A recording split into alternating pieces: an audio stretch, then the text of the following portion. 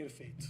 Agora, o que eu quero entender é natural que o nosso corpo seja grande?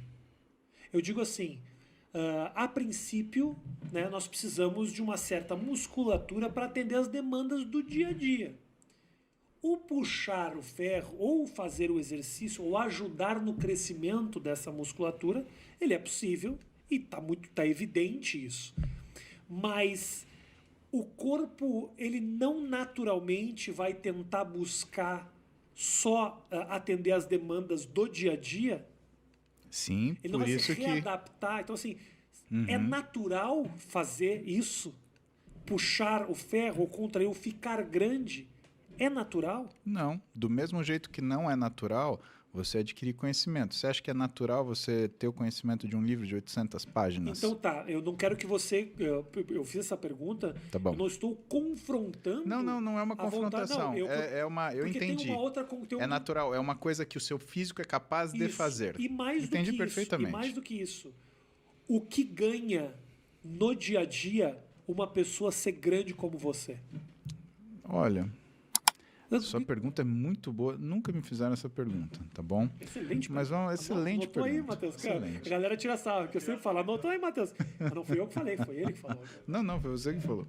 Fui eu que falei, não, porque às vezes... Você fez a pergunta, mas a pergunta é excelente. Nunca me fizeram essa pergunta. Você que falou que a pergunta foi excelente. Geralmente eu falo. Eu faço a pergunta e falo, excelente pergunta. Anota aí, Matheus. Entendeu?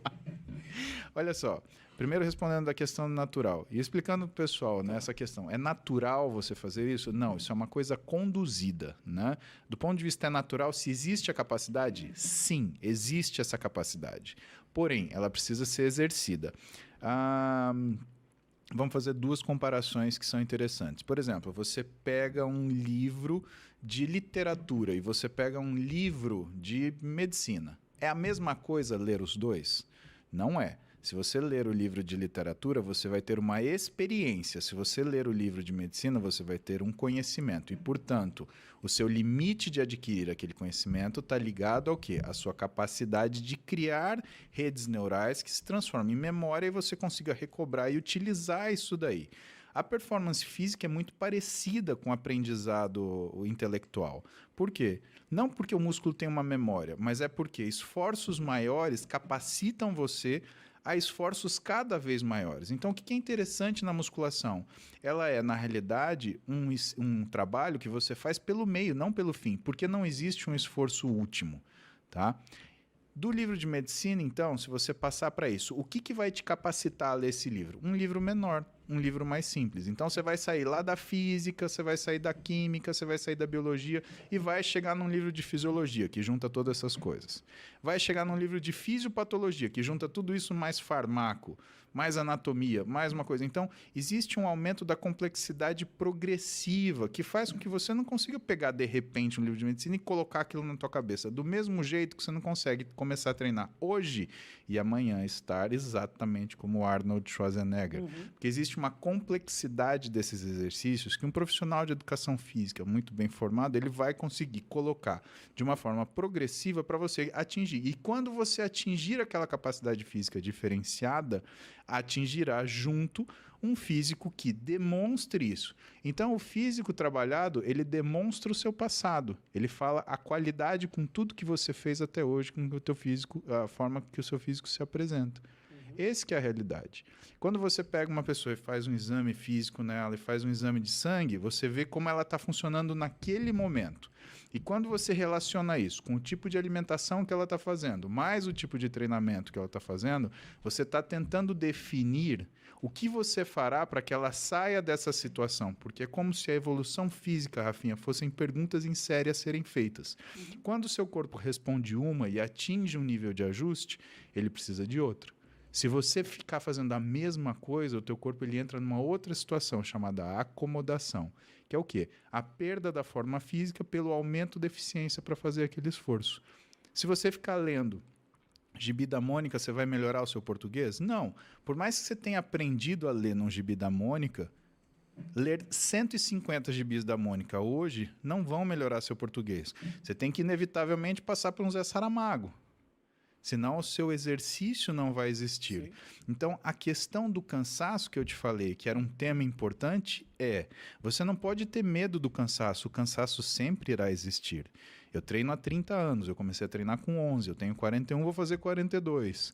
Em nenhum dia de treino da minha vida isso foi conveniente, confortável ou tranquilo. Sempre foi esforço. E isso acaba selecionando pessoas que não se importam em ter esse esforço, ou onde esse esforço seja justificado. E aí vem a questão principal. Somos iguais? Do ponto de vista de maquinaria, sim. Mas qual é o meu mindset e qual é o seu? Você é uma pessoa que tolera um esforço físico? Ah, tolero. Você se colocaria em um desafio em relação ao esforço físico de capacidade? Sim. Ótimo, terá resultado. Independente se você pesa 160 quilos, independente se você não pesa, se você pesa 40 quilos e queira ganhar massa muscular. Não é. E tem uma outra pergunta que eu fiz para você, que eu não lembro qual que era. O que esse físico agrega para mim todo dia? Tudo bem, antes de a gente ir para essa aí, eu queria entender, você se coloca um desafio. Por exemplo, você se colocou um desafio, eu quero ter o físico que eu tenho atualmente. Provavelmente você, inclusive, deve ter outras metas. Eu duvido que você olhe agora e fala, porra, talvez sua meta seja, de repente, ter um físico competitivo. Não sei exatamente qual é a sua meta. Seria essa? Tudo bem. Não. Tem alguma coisa que você quer aumentar, algo, sei lá, ou secar, ou qualquer. Você não está satisfeito. O que eu acho agoniante é saber que isso é eterno. Você nunca vai poder parar. Não é algo que você conquistou como um emprego ou como uma... Não tem uma aposentadoria do corpo. Não, entendeu? Rafinha, Então você mas tem olha que só. gostar, você tem que realmente ser uma pira, você tem que curtir essa estrada. É como comédia. Eu nunca vou ser bom pra caralho. Nunca vou atingir o máximo que eu posso atingir. Eu tenho que continuar eternamente evoluindo.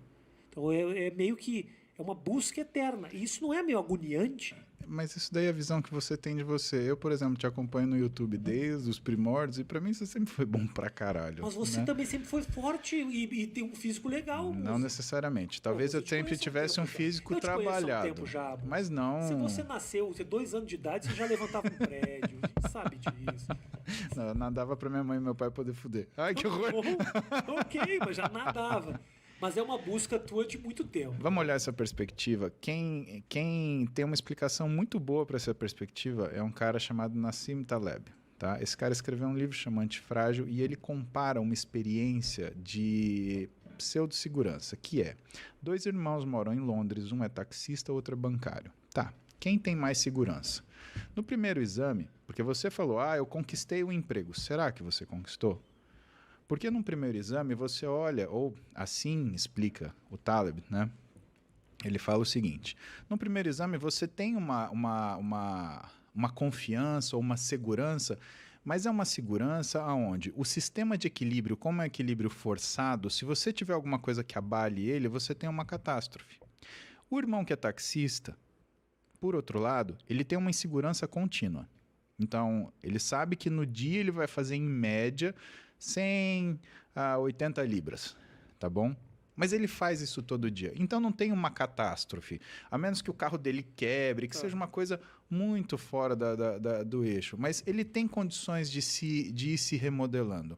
Agora veja, quando o sujeito que trabalha numa empresa, o irmão dele, ele tem um evento adverso, esse evento adverso chama dispensa, ele é demitido. E aí? E aí o mundo dele quebra. Por quê? Porque ele continua tendo a casa para pagar, o filho para estudar, a sobrevivência dele em relação à alimentação para pagar.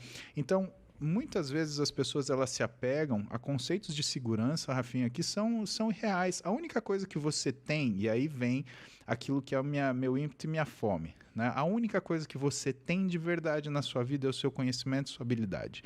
Mais nada. Tá? Eu tenho o meu conhecimento. Qual é a minha habilidade? A aplicação do meu conhecimento e uma habilidade física.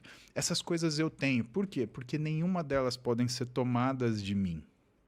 Do ponto de vista do Taleb, se eu achasse que se fosse um título, atleta ser um título, tá?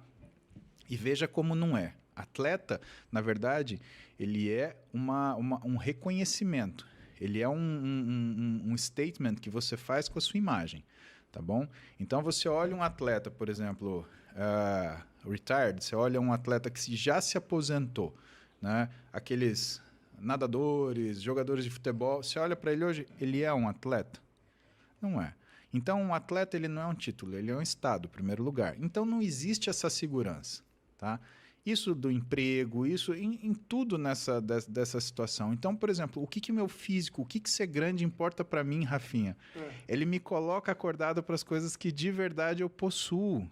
Eu possuo a minha capacidade de trabalho, eu possuo minha força de resolução, eu possuo a minha intelectualidade, que são coisas que eu invisto incansavelmente. Eu possuo minhas filhas, eu possuo minha família.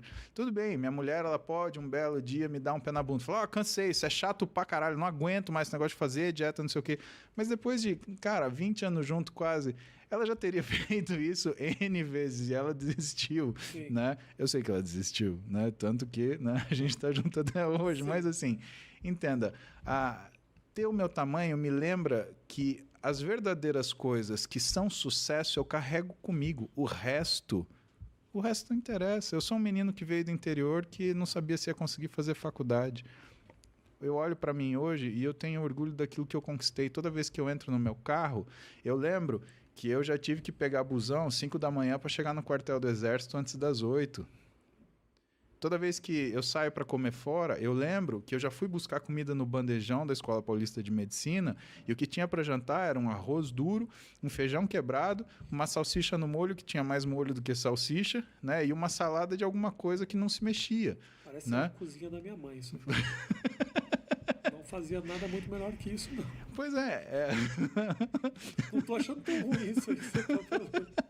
Não era ruim, não.